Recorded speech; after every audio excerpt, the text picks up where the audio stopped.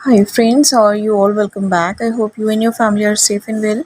Friends, DM energy की बात पहले करते हैं। तो मुझे एक चैनल लिंक हुई कि डीएम जो है वो डीएफ की फ़ोटोग्राफ देखकर उससे बात कर रहा है और वो कह रहा था कि चाहे जो डीएम का रिलेशनशिप है या कांटेक्ट है वो हर किसी से किसी न किसी तरह से थोड़ा बहुत बना रहा है, लेकिन सबसे क्लोज़ वो अपनी डीएफ से ही था इन टर्म्स ऑफ रिलेशनशिप भी।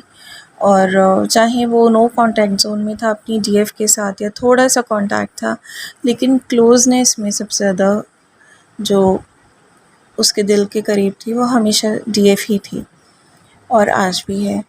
और ही वॉज़ रिग्रेटिंग ऑल्सो कि चाहे वो किसी भी सिचुएशन में बिज़ी रहा या फंसा रहा, लेकिन डीएफ को उसने हमेशा याद किया। इट्स जस्ट दैट कि डीएफ ने उनको कांटेक्ट भी किया और तब उन्होंने इस चीज़ को सीरियसली नहीं लिया, लेकिन दे वर रिग्रेटिंग कि जिस तरह से मैं हर समय मैंने तुम्हें याद किया है।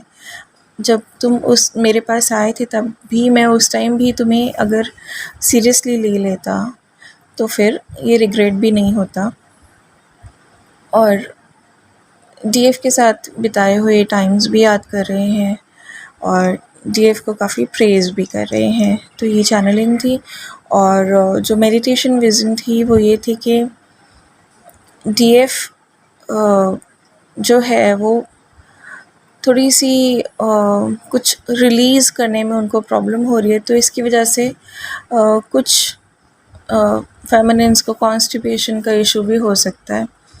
तो जब भी कुछ रिलीज़ हम नहीं कर पाते, लेट गो नहीं कर पाते, तो कॉन्स्टिपेशन एक बहुत ही लाइक कॉमन फैक्टर है जो होता है फेमिनिन्स के साथ। तो यू मे फील दैट। तो बहुत सारी डीएफ्स जो है लाइक सब इतना आगे बढ़ने के बाद भी उनके कुछ जो ट्रेड्स हैं वो अभी रिलीज़ नहीं हुए हैं। कुछ ऐसी चीज़ें जो उन्हें रिलीज़ करने की ज़रूरत है वो रिलीज़ नहीं हुई हैं। कहीं ना कहीं उनका फेथ जो है, वो कहती हैं कि हम बहुत फेथ करते हैं यूनिवर्स पर वो फेथ जो है वो कहीं ना कहीं थोड़ा बहुत डगमगा जाता है जहाँ बात कुछ रिलीज़ करने की होती है। तो प्लीज़ हैव फेथ कि किसी के साथ भी कुछ भी गलत नहीं होगा। जो भी होगा अच्छे के लिए होगा, हम सभी के बेस्ट के लिए होगा। और यूनिवर्स को फेथ दीजिए, क्योंकि वो जो भी रिलीज़ करवाने वाले हैं आगे आने वाले दिनों में, आज से ही वो टाइम शुरू हो रहा है इनफैक्ट। और आगे कुछ दिन रिलीज़ का जो प्रोसीजर है वो चलेगा, तो पर्जिंग हो सकती है बहुत सारी चीज़ें इस तरह की। लेकिन अगर आप एक्सेप्टेंस में चलेंगे, लोगों को जिन्होंने भी आपको हर्ट किया उनको फॉरगिव करके भुला देंगे या बहुत सारी सिचुएशंस को फॉरगिव कर देंगे और अपने मन से जो उनका पेन है वो निकाल देंगे,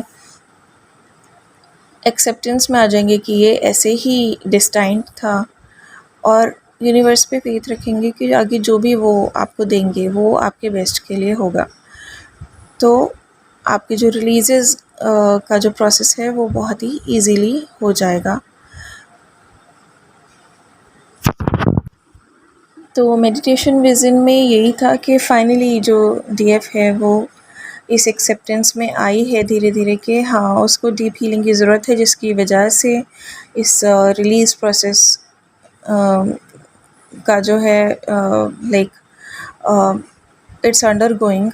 और वो जब हाईएस्ट डायमेंशन में भी जाती है लाइक सबकॉन्शियसली, तो वो डिवाइन को बोलती है कि I am ready to step into the unknown. मुझे नहीं पता आगे क्या आने वाला है, लेकिन मैं उसमें स्टेप इन करने के लिए रेडी हूँ, क्योंकि मुझे आप पर पूरा फेथ है। और वो स्टेप इन करती भी है और वो देखती है कि that was something very beautiful, decorative. और उसमें आगे कुछ रास्ता तय करने के बाद बहुत ज़्यादा रोशनी भी है, कुछ नया उनके लिए डोर जो है वो ओपन हुआ है। वहाँ पर काफ़ी रोशनी उनको उस तरफ दिख रही है एंड दे नो कि वहाँ पे कुछ अच्छा है। और वो सिर्फ ये करती है अपना फेथ शो करने के लिए कि वो डिवाइन पर पूरी तरह से सरेंडर कर देती है।